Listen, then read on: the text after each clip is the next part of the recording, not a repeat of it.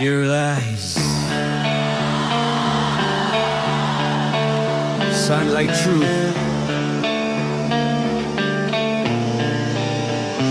Mereka bicara lantang tanpa data, jari menunjuk cepat tanpa jeda. Nama dihancurkan di meja kata, benar atau salah tak lagi dijaga. Opini dijual rapi, dia taklah seluka, dibungkus emosi biar tampak nyata. Yang teriak paling keras dianggap fakta, yang diam dikubur tanpa suara. Karakter mati sebelum bicara, dan kalian tepuk tangan bilang wajar saja. Tenang lelah menunggu giliran, fakta tenggelam di arus cerita. Siapa paling ramai, dia pemenangnya.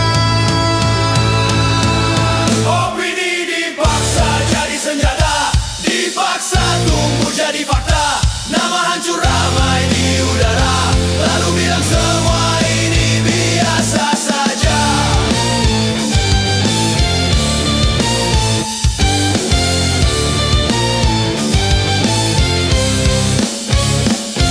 Kau ulang cerita sampai terdengar nyata, padahal isinya cuma prasangka. Yang kau sebut suara mayoritas hanyalah gema yang kau pelihara. Say it louder. Kau bentuk cerita sesuai agenda, potong fakta sisanya kau reka. Yang berbeda kau pengkhianat bangsa yang bertanya. Kau bunuh citranya, opini disulap jadi senjata, dan kau sebut ini semua demokrasi belaka.